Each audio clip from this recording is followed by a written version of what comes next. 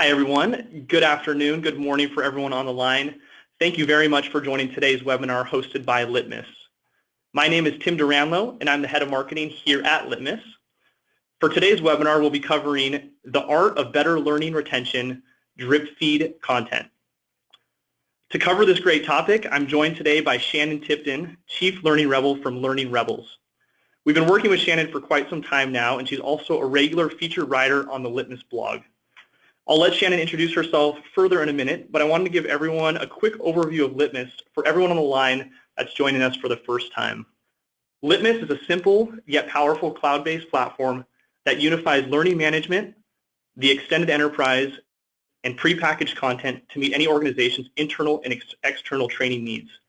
To learn more about Litmus or to start a free trial today, visit www.litmus.com.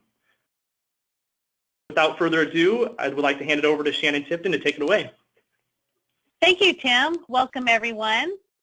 Today we are here to discuss better learning retention. We aren't going to drown our colleagues. We are going to drip feed content.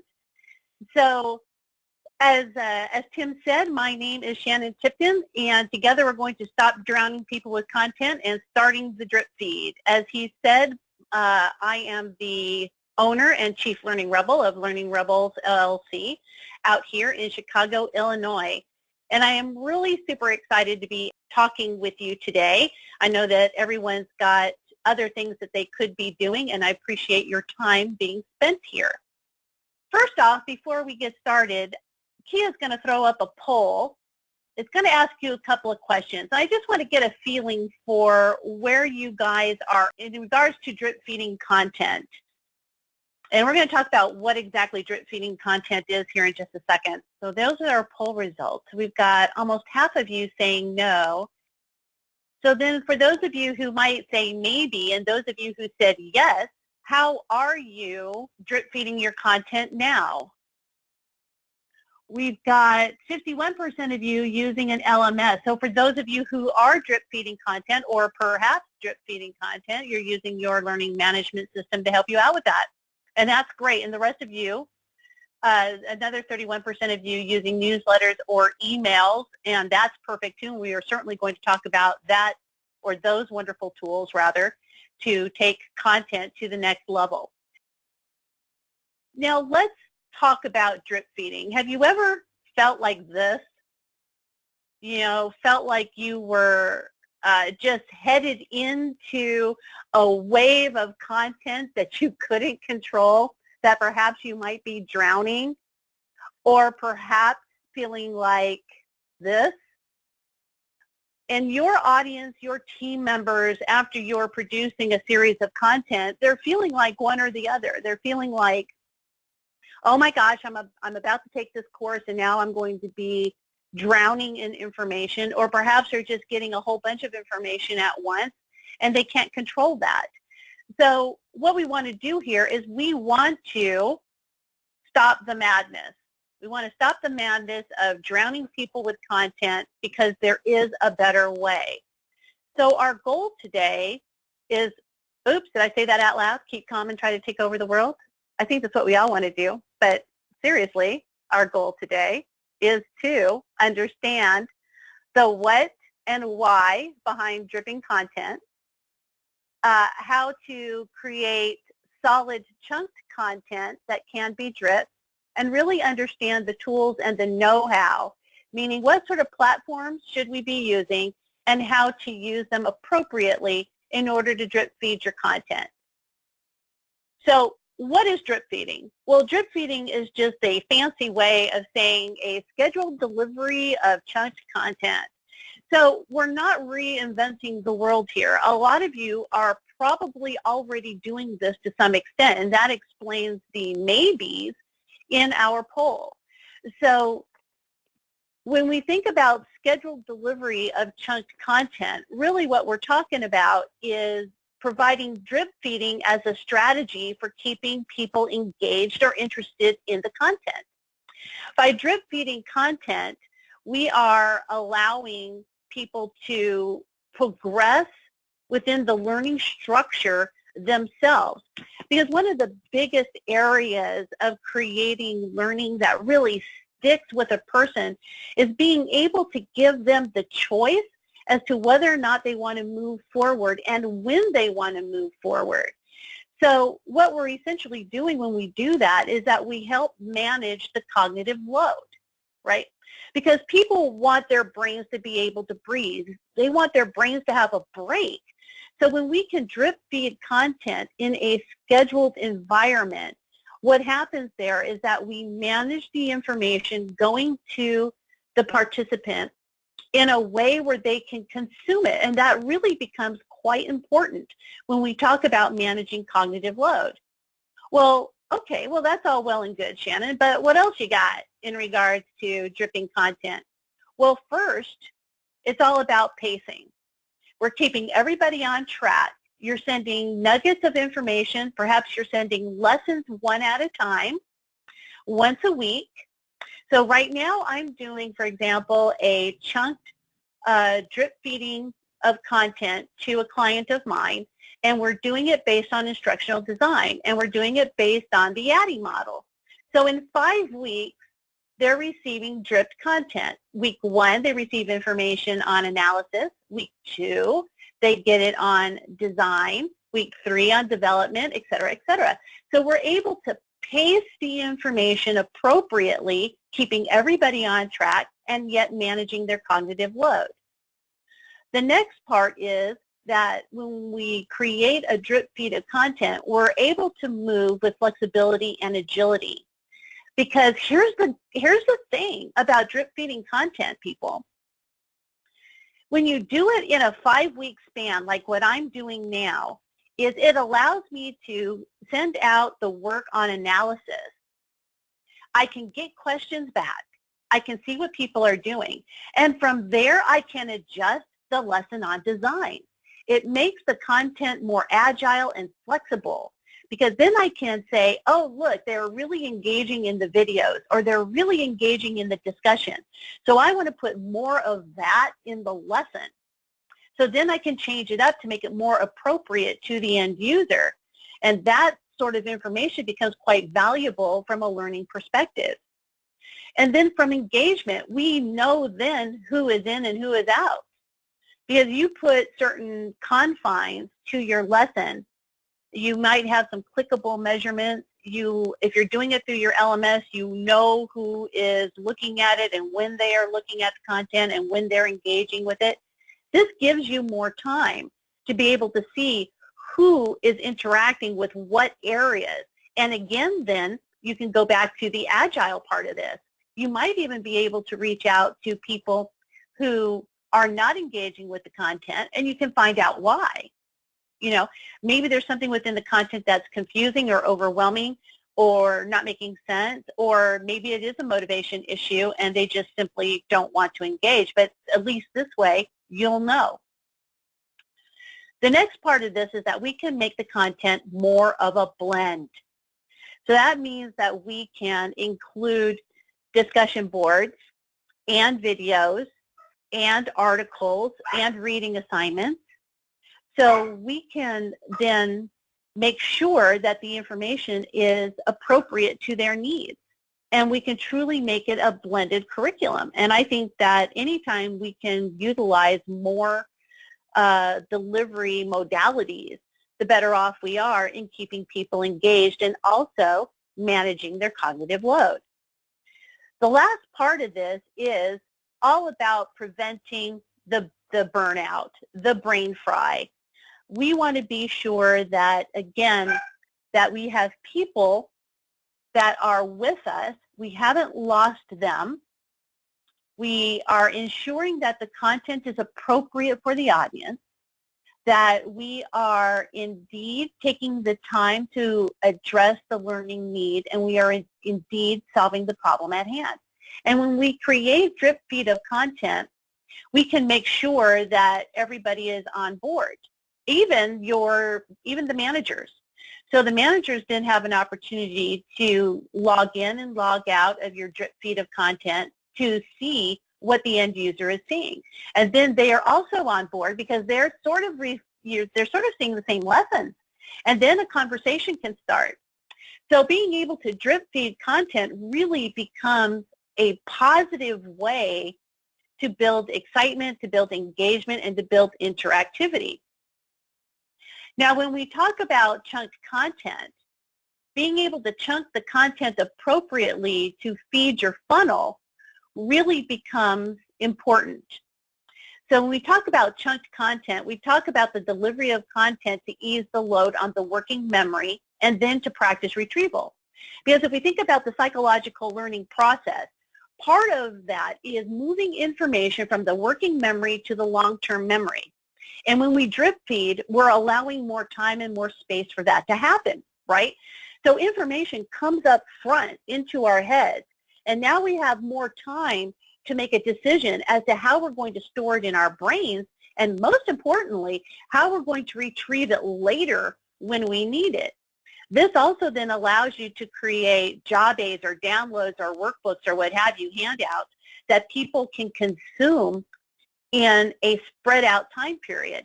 So when lesson 1 hits on Monday, I know I have all week to read the material, to watch the video, to enter in the download, and I can work from there. And then it sticks. You have more of a likelihood of content sticking. So then it's about, we've got to chunk it in order to drip it. And so that means then we have to plan the chunk, right? We got to plan the chunk out. So we're all pretty familiar with this. We chunk information all of the time. So when we think about this, what happens is if you have information like what you see on the screen, and this is an old recipe. I took this out of an old recipe book that I have. And this is a recipe on how to create a mocha cake. And you're looking at this and I'm going, what? And I'm an experienced baker. And I went, what? I don't even have the foggiest idea what they're saying here. As opposed to when you put it into some sort of order. And incidentally, I want that cake as soon as we hang up. That looks really good. So you see this broken up here at a glance. So at a glance, we know the prep to bake and how long it's going to take me and what sort of tools I need. And then you see here, you see ingredients, you see the ingredient list, and then you see the instruction list. So inherently, we are viewing chunked information all the time, right? So think about other pieces of chunked information. When we think about numbers, certain chunked information comes up, like your phone number. Your phone number is a piece of chunked information, right? You have 3 numbers, 4 numbers. And we even say it the same way. We use the same cadence when we talk about our phone numbers. So you might say 847-452-3225. We say it the same way and we add the same spacing.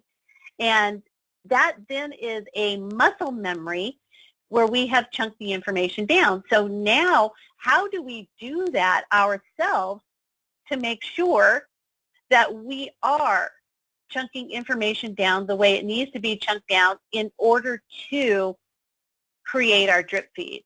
Okay, so here's our process. Here's our process for making this work. All right. So you see here all these little bubbles. All of these little bubbles represent content. So the first thing that we want to do is we want to break the content into small parts, into small little bits. Then what we need to do is we need to identify any patterns. So you identify all of the yellow pieces, and you identify all of the blue pieces, and all of the green pieces, and all of the maroon pieces.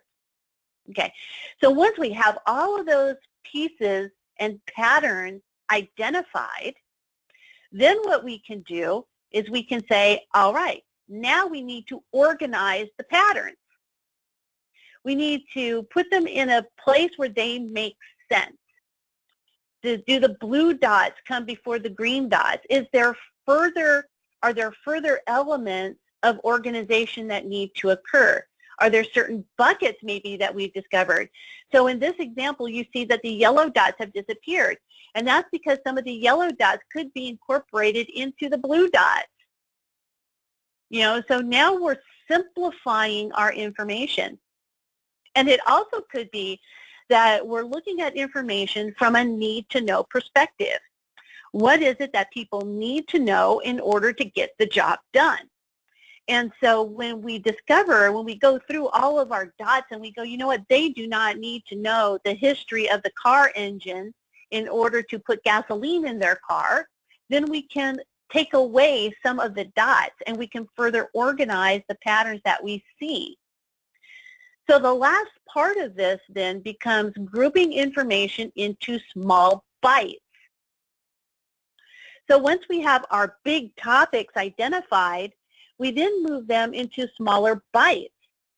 So if we talk about baking a cake, and certainly we're not going to teach somebody how to bake a cake over, you know, a 5-week period of time, because they're not going to wait 5 weeks in order to get their cake baked. But if we were to take that example and we can say, you know, you've got 3 distinct areas of baking something. You have prep work, you have the actual baking process, and then you have the afterwards. So then you break it up into those 3 parts, and if you thought about those in a 3-week period of time, you can say, in preparing, these are the different tools that you might have. So that might be your lesson, the different tools. And then another lesson or another part might be, here is a FAQ sheet about measurement conversion. Okay, so all of that goes into one chunked area. And then the next chunked area, you think about, oh, well, now we're going to talk about preparation because that's the next logical step. And in the preparation area, we talk about reading the recipe, getting the stuff organized, making sure that there aren't any eggshells in our batter, et cetera. And then the last part, of course, is baking it, making sure we're at the right temperature, et cetera, et cetera. So then it becomes about chunking these pieces of information down into bite-sized loads.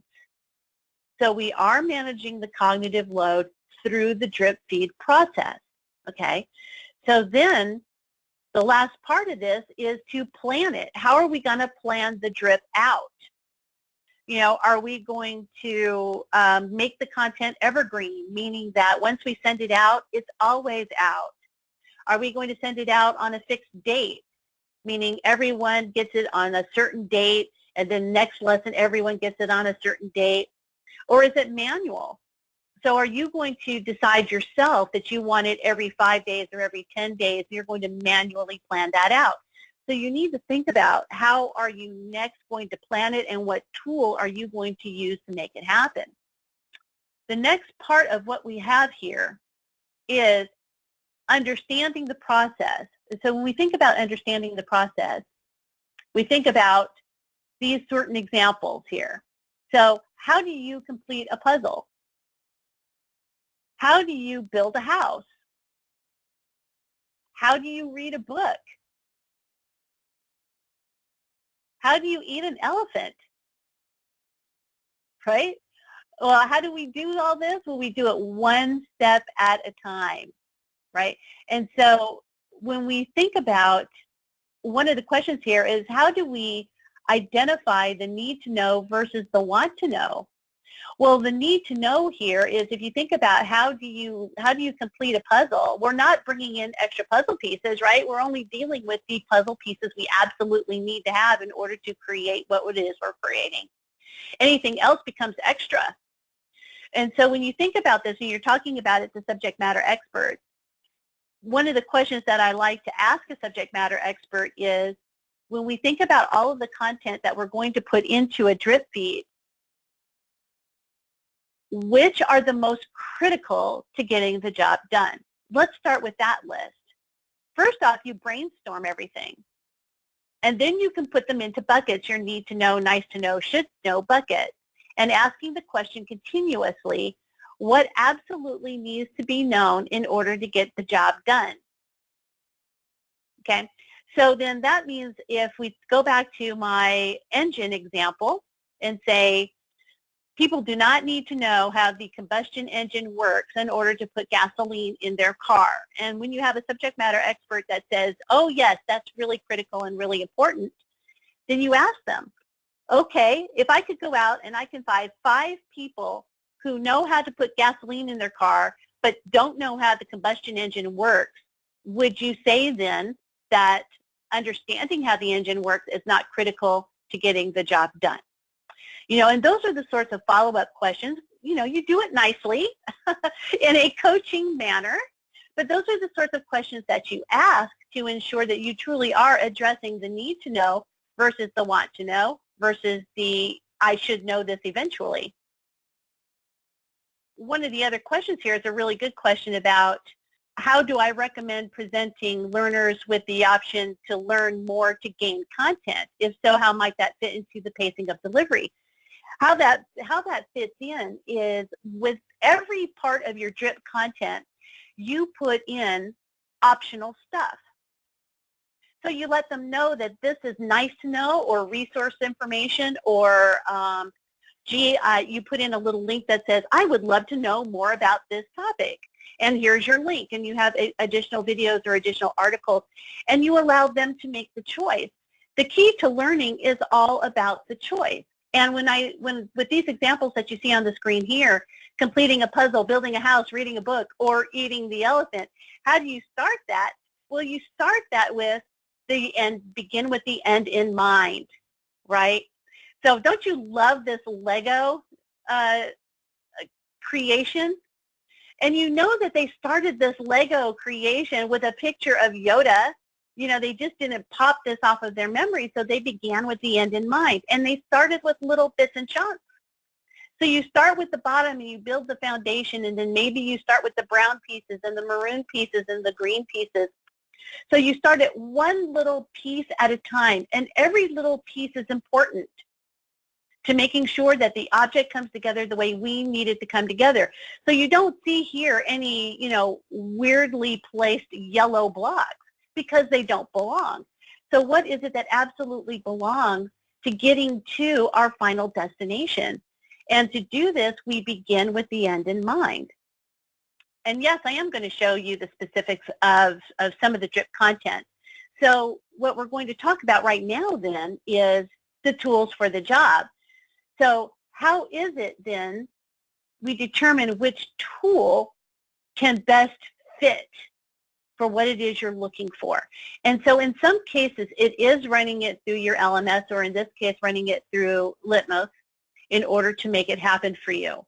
And in some cases, it's also scheduling it through your LMS, but through another area. So maybe within your LMS system, you have a blog site or you have a home page that's dedicated to certain content. So then now it's about understanding the tools for the job. So in drip feeding, it's not about the tool solely, it is about the content first. So in this case, I'm going to ask you to think about what content is it that you're trying to drive. And then you pick the tool to match the content. So now we're going to talk about getting her done, the how-to behind all of this. And so there are certain areas to help make this happen. Using your LMS with any of these sorts of tools will work. You have material within your LMS, you have videos within your LMS, you have lessons within your LMS, and you link those within your blog, within your newsletter, within your social network. So let's start with a blog. So let's talk about a blog for a second. So for those of you who are using a blog post. So let's say you've got what appears to be a blog site. It doesn't have to look like a blog site to the end user, but it functions like that in the back end. And so from there you place content. And within that content you have links. And those links perhaps take you to additional content that is stored within your learning management system, in this case Litmos. So then what you do is you schedule the blog post. So the blog post becomes the drip, and the content embedded within the blog takes you back to the LMS. So that's how you can then incorporate your LMS without having automated feeds. So if you cannot schedule feeds within the system, but you can schedule blog posts, and you can schedule newsletters, and you can schedule information that's put out on your social enterprise network, or at least some of them can, depending on the ones that you have. In some cases, using your enterprise social network for drip feeding content might have to be done manually. And that works best if you have a small group of people. But here, let me show you some examples of how that works. So first off, the benefit here with any one of those tools. So you can use the blog, the social enterprise network, and the newsletter / email for tactical purposes as well as soft skill purposes, strengthening communication skills, strengthening writing skills. So for those of you who might be doing things like how to write better emails or how to write better correspondence, well, when you see actual writing on a blog post, in a blog post response, you have some built-in coaching mechanisms there. It's also good for reflection, debate, analyzation of ideas, and also for synthesizing information. So those are some great content ideas for you to use when it comes to drip feeding. So how does that apply? Well, let's take sales training, for example. So when you have sales training, there are certain areas within a sales training course that you may have. So one area of sales training might be lead generation, building relationships, or even product knowledge. So you have all of these areas that you're concentrating on in a larger class, perhaps. And let's say you want to use a drip feed to further build on information. So you can use a drip feed not only for solo purposes, not only for solo self-directed purposes. You can incorporate it into a class that you already are doing, such as sales training. So what you would do is you would have your lead generation course, and you can drip information prior to it. You can plan for a drip after lead generation. And let's say part 2 of your sales training courses are on building relationships. You can drip before and after that, and same thing with product knowledge. You can drip before and after that. So you are incorporating the drip feed as part of your blended solution. Pretty cool, right? So you can plan all of these extra learning opportunities for people, and here it becomes almost self-directed. You're teaching perhaps the bulk of the content inside the classroom or inside your e-learning module. These drips become more of a help guide for people, so they can take their own learning to the next level. Okay, so it's really, so that's one example. Now here's another example of how it might work for you. So same sales training, but the drip is treated in a different way. So now the drip is coming in afterwards. So we're done with our lesson, so regardless of whether or not this was virtual or e-learning or classroom material, now you can plan your drip afterwards, not unlike my example that I told you before with the client that I'm working with instructional design on. So we did a classroom environment on instructional design. So now my drip content is coming afterwards. So we had our classroom, and so now they're going to get 5 weeks of dripped material that they can participate in on a variety of different levels. So then again, the choice becomes theirs as to how they're interacting with the content, because this is all about enforcement. So this is about practice retrieval. So again, when we talk about the psychological learning process, the drip content becomes about the practice retrieval area, getting information from the long-term memory back into the working memory so we can put it into play. So scheduling these drips or even manually putting these drips out works. And so if you are the facilitator of this class, you just set yourself up a calendar reminder saying you may already have this content built within the LMS, within Litmos. So you have it already built out. You just haven't published it yet. So it's already built out. So you set yourself a calendar reminder to go into Litmos and then hit publish. And then the assignments go out to your audience. Okay? And so then they have the next week, and then your next calendar reminder comes on the following Monday. Don't forget to publish this course that you already have built out, and then you hit publish, and those assignments go out to the different people. So that's another way of working around, even if you may not have an automated feature. That's how you can use it manually to still ensure an appropriate drip. You can do this within emails as well. So if you are working with Outlook or Gmail, you can set up emails to be sent out ahead of time. You can create templates. Within the template, you have the course curriculum, and then all you're doing is substituting different links within it. You are scheduling the email to go out a week or so ahead of time, and then it goes out. And then that content then links to whatever content you have within your LMS system. So that's how drip feeding can work within your LMS if you want it to work within your LMS. The other question to ask yourself is, does it have to work within the LMS? In some cases, yes. In some cases, no. And if it doesn't have to, if it truly is self-directed and something that you are giving people information that is really just going to help build already set knowledge, then maybe it doesn't have to go within your LMS. Maybe it can be set within your social enterprise network. And so then you're creating discussion boards that are set out on a drip feed. So when it comes to creating manageable chunks of content, really the sky's the limit. You know, you're only set by the imagination that you can come up with. And of course, there are certain technology limitations that you may be experiencing, but there's no hard and fast block there that's going to keep the impossible from happening, because it's not impossible, right? Someone has mentioned that it would be good for pre and post, but they're kind of concerned about the whole self-directed aspect of it. Now remember, when we're doing this as a self-directed aspect, drip feeding for self-directed learning is typically not mandatory. So self-directed learning can be used in a way to reinforce previous content or to reinforce content that may be coming up.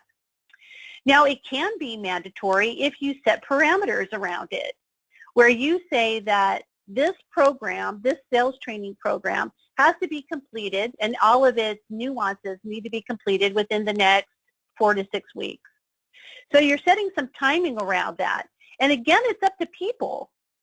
You know, people are adults. Let's treat them as adults. We don't have to control every aspect of the drip feed. So if a person makes a choice to save all 4 of their lessons to the last week before it's due, that is their choice as adults, and I'm not going to try to control that. And that really is the beauty of the drip feed. There are going to be some people who are very conscientious, and they will do it the hour that they receive it. And then there are others that are going to wait until the very last minute. Those of us who, you know, you went to college, we all went to high school, we've all done that, right, where we've saved our homework assignment to the day before it's due. You know, did that benefit us or not? There's an argument there to be made. But still the choice is theirs. And so I would encourage you to think about it that way. Don't get caught up in the what if they do it, what if they don't do it spin, because then you're constantly going to be spinning on that. Put the content out and let people choose how they want to complete the content. Your reason for putting it out in a drip is to manage the cognitive load. And that's something that you can explain to people. Obviously, you're not going to say cognitive load because nobody's going to know what you're talking about, but you may want to say it in the welcome email where you say, the content's going to come out once a week, and this is to help you manage your schedule. We realize that you're busy, and that 5 weeks worth of content given to you in one day is not helpful. So here we're helping you to manage your schedule. So you can put it into whatever business terms is best for your organization. And that's another way of managing the communication plan for your dripped content. First, here is where I would like you to think about creating the drip in 3 areas. Think about the purpose of the drip. What kind of thinking is going to be involved here? And how are people going to make sense of your concept? So it's not just good enough to send out the drip and say, we're going to send you drip content. You want to be sure that you're identifying to people the expectation and what's going to be involved in the content that's coming forward. Your job then is to think about when and where the knowledge can be used or accessed. So again, we're not putting out information that is non-critical. You know, you want to be sure that you're addressing the topic at hand, but most importantly, thinking about how the information is going to be accessed. Is it easily accessible? So you don't want to bury the drip deep within the LMS. So a lot of times what will happen is that we'll create a course within the LMS system or within your e-learning program, and then you bury the dripped resources 3 clicks in. So in order for them to get to the first drip, they've got to click, click, click, click, click to get to it. That's discouraging. So you want to really make sure that any dripped content you send out is super easy for them to access. Because remember, in the launch, it's all about the user experience and the interaction with the content that will make your drip successful. If it's not easy to use, if it's not engaging, if it's not interesting, they're not going to pay any attention to it. So it's not good enough for you to take your instructor-led training or your e-learning modules and then just to break them up. You have to make sure that they're interesting. It's not unlike, you know, where you're watching the movies and you've got the Avengers happening, right? So you watch the Avengers movie and you all hang around for the end and you watch the credits because you know that there's going to be some end credit scenes, and they've built your interest for the movie that's coming up, right? So they are essentially drip feeding the movie to you. And that's what happens when they send out little trailers ahead of time. So when Wonder Woman came out, they sent out a trailer on YouTube. So they created the interest for the bigger product. And that in itself is what they call drip feed marketing. So essentially what we're doing is we're drip feeding interest to our content. So let's make sure that the content is addressing the user experience and that the interaction is interesting. Here's what you do, and here's what the participants do. So your view here is to set up the content goal, create the content, obviously. You're setting up the tool. So you're making sure that the tool can handle the content.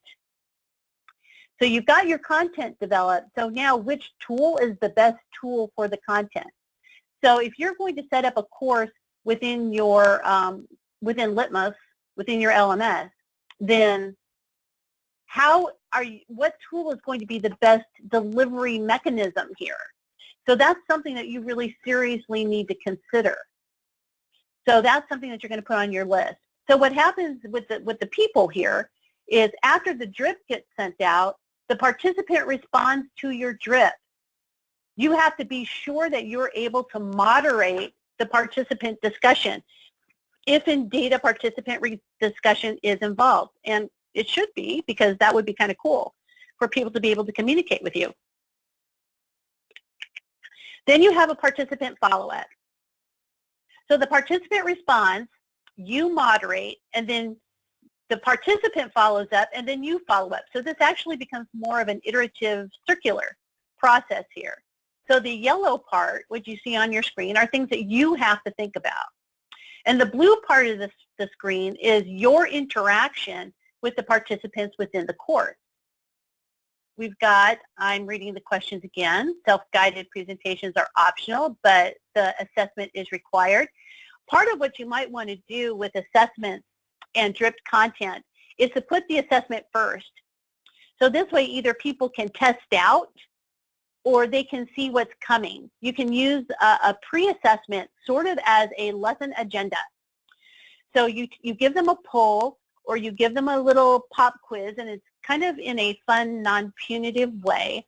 And then you can see from there who has all of this experience and who may not even need to take this. And then you can give them the option of checking out, you know. So that's something for you to consider when it comes to assessments, pre and post, in regards to when we talk about, you know, level 2, measuring of level 2 evaluations. Are people actually learning, or have they learned?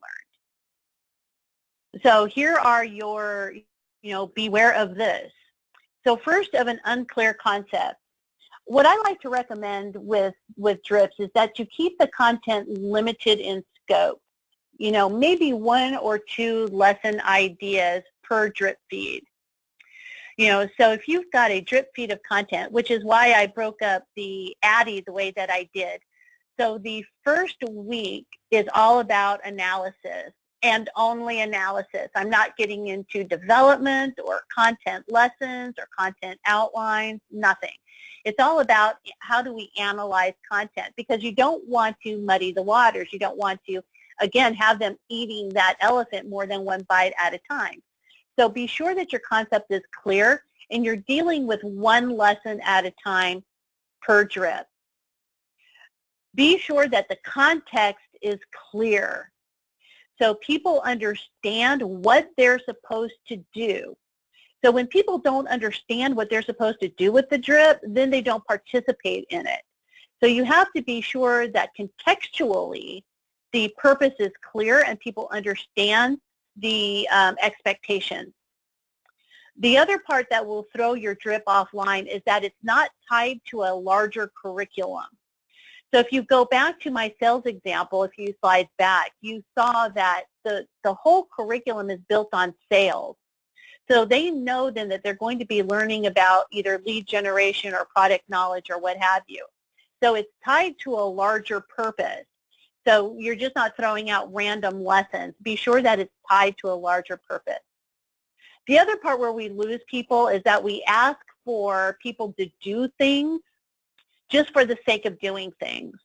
So for example, where we ask for a response for the sake of asking for a response. That doesn't work. People know that. People inherently know when they're being faked out. And especially when it comes to if they put in a response and you do not respond to their response. So if you're going to put discussions in your drip feed, be sure that you're doing it with purpose. You're not just saying, so tell me how you feel about that, because that really is a zero-sum question. So you really want to ask targeted questions, and you want to be there to moderate the discussion. Maybe you're trying to build a community. Then what you're doing here is that you are encouraging people to respond. Encourage people to respond to the topic, but don't make it such a loosey-goosey topic where people can go, well, if I don't answer this, no harm, no foul. And that's how you lose interaction, when people get a sense that you're only putting in assignments for the sake of putting in assignments. Not knowing the tools. Be sure you know the tool. So before you play around with manual drips within Litmos, know the tool, know what can happen. Contact the help desk. Ask questions within within the area in which you can ask questions. If you're going to run this through a blog, be sure you know how the blog itself is set up. Most blogging tools, be they WordPress or Blogger or any other blogging tool, or a blogging tool that may be incorporated into your enterprise network, they have things that you can do with it. There's things that you may not even know exist. So be sure that you know how the tool will react to what you're trying to make it do. Same thing with newsletter templates. You want to test those out. Be sure that they look the way that you want them to look, that the links work, that everything connects. So being sure that you know how the tool operates before you even try to send something out. But this is where a pilot group comes in handy. Pick 5 people and test this out. And so that way they can try and break the drip. And then once they break the drip, you can fix it. And then that way it's prepared for a bigger audience. So there is a little bit of work that you have to do on your side, but it really is beneficial. We've got about 10 minutes left in our time together. And so one of the things that I'd like you to take into consideration here is understanding all of these different components. The when, the who, the what, the where, the why, the how. All of these types of questions need to be answered when you are planning your drip. When does it need to go out? For how long? Who is the target audience? Does it have to be all of the sales team, or could it be just new people or more tenured people? What's the content? Where is it going to be stored? If you're doing this via your learning management system and you're connecting it to an email or a newsletter or your enterprise social network, where is it going to be hosted? Where's the original content going to be hosted? The why behind it. People need to understand the why. And actually, I'd like to put it more in the regards of a so what. So people may say, why is it that I need to take this? I like to say, once they take it and they go, yeah, so what? Okay, so now what? You have to be prepared to answer that question. So be sure that they understand and you understand before you start publishing content that you're answering the so what question and that you're understanding the why question. And ultimately then, it's the how. At the end of the day, how is this information going to be used? How is it going to help them do their jobs better, faster, quicker, more effectively, more productively?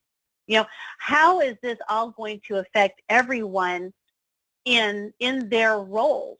You know, so these are the things that a drip can address. So not only is it managing people's cognitive load, but it's also putting out content that is smarter. So you're putting out smarter content that really impact the business need, even if it is self-directed. And if you put out self-directed content that is hugely interesting, that is vastly usable, then you're going to find that more and more people are engaging in it, and they're going to want more and more of this content. And the good part about this is that it then can become evergreen. So once you've already created this drip, you can send it out again and again. So let's take new hire orientation, for example. New hire orientation is prime for drip content. So once you put people through their new hire orientation class, you send them a series of drips that remind them of some of the lessons that they learned. Because as they're new, they're going to go through massive cognitive overload because they're worried about being new, they're worried about doing their jobs right, and that's all they want to do is do their jobs right. So then afterwards, what you can do is you can send them little nuggets of reminder information.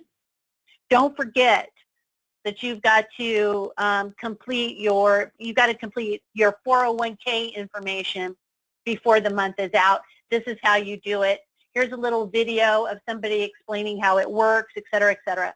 Your next drip feed content is, don't forget, you know, here's a video by the president of the organization. He's explaining the culture. He's explaining the expectations. Your next drip is about vacation time. This is how we earn vacation time. So it's sort of like these little drip reminders. So new hire orientation is prime for this, and that's stuff that is evergreen. It's reusable. Nothing like a reusable learning object, right, to save you time at the end of the day, but also create a great first impression for new people coming into your organization. So that's another way in how you might use some dripped content. Okay, so while we have a few minutes left, I'd like to address any questions that you may have. We do have a question here about what are the best ways to identify the patterns when breaking down content into smaller parts? What I would like to do, what I do with this is that first I brainstorm the content itself. So if I go back to the sales example, and if I think about product knowledge, what I would do is what I do is I take a whole bunch of Post-it notes and I just start putting ideas up on the wall, anything and everything. And then what I do from there is I try to identify patterns. And then I put those patterns into their own colors and their own groups. And from there, you can kind of fine-tune and fine-tune. So you may say, oh, look at all of this discussion about features or about benefits. But all of these benefits are about how people can improve efficiencies. Okay, so maybe one topic needs to be about improving efficiencies versus improving productivity. You know, so we can put those into a couple of different buckets. First, start with a giant brainstorm effort, and then break it into patterns that you see. And that truly is, to be honest with everyone out there, that's how I start. So when I start writing workshops or webinars like this, I just start throwing ideas on the wall, and then things just kind of naturally take their own patterns. That's what I do. Awesome. That's great. All right, well, we have another one here around the topic of reinforcement. And definitely within Litmos, I just wanted to touch on here before we jump in the question, there is a lot of functionality around reinforcement. For any of you on the line that are Litmos users, we have a feature called Boost that definitely helps with the reinforcement itself. But Shannon, we have a question here around drip feeding. So how much of the next content should be reinforcement versus new content? What are your thoughts on that? My opinion is that the next content should be new content. So what you might want to do is you may want to put a little quickie reminder and say, remember we talked about XYZ in the lesson before, now we're going to talk about this. So maybe a quickie kind of reminder as to what they learned, the week before, but then start with new content because you don't want to waste people's time, regurgitating old content. So just a quick reminder, and that'll do it for you. Okay, great. Looks like we have another question here that has come in around if you have multiple programs going on an ongoing basis. So I could definitely see this becoming a challenge, but if you have, say, 3 to 4 different categories that are being drip fed simultaneously, have you used any techniques to try to keep that from getting mixed up when you're sending that to your learners? Yeah, it really takes some serious project management if you are manually doing them. So if you've got several that are flying out, automation is your best friend because then you can automate them. In some cases, you can automate them by click, and I'm not speaking directly to the Litmos functionality. Just in functionality in general, if you can automate if you can automate, then that's your best solution. And like I said, sometimes it's on a click, where it's once they complete a lesson, the next one automatically goes to them. So you can do it that way. Or once they complete a lesson, it's just done, and they'll just receive one every Monday. So there's a couple of different ways that you can plan the automation. Now, if you're doing it manually, then you need to use a project management tool. That's going to be your best friend. Either personally, I like to use Trello, and I use Trello to manage all of my different accounts to remind myself, and then set up calendar. I use the calendar function in Gmail. It's awesome for this. So you set up these calendar notifications to remind you to go in and look at certain attributes of this. So the better off you are with a project management tool, you're going to see success. And then just a really quick follow-up on that, Shannon. I know we're running out of time here, but just around kind of naming conventions and things like that to prevent confusion. Have you, kind of say using naming conventions like, this is the first course in this series that you're going to be receiving, using to keep those separate out. Yeah, definitely keep your naming conventions very clear. Well, thank you very much, Shannon. I know, like I said, we're getting here to the top of the hour. Really appreciate everyone joining us today. Like Shannon said, taking time out of your day and your busy schedules to join us. We really appreciate it. If we did not get a chance to get to any of your questions, we'll certainly follow up after the webinar. Shannon has her information here up on the screen. If you want to get in touch with her, you can certainly do so. For anyone who has any questions around Litmos or any questions for us, we would certainly love to work with everyone on the line. You can learn more about Litmos, like I said, at www.litmos.com, or you can connect with us on any of our social channels. Lastly, I just did want to mention for everyone on the line, we're really excited. Shannon's going to be joining us at our annual user conference C3, which runs from September 18th to 20th at the Wynn Resort in Las Vegas. So she'll be joining us and helping do cover some of this great content. So if you have any questions about that, or yes, we're excited. Any questions on that, or if you'd like to register, we'd love to see you all there. So for more information, you can go to www.litmos.com/C3. So that being said, thank you so much, Shannon. Great content as always, and appreciate everyone being on the line, and we will see you soon for our next webinar. Thank you. Thank you. Thank you, everyone. Have a great day.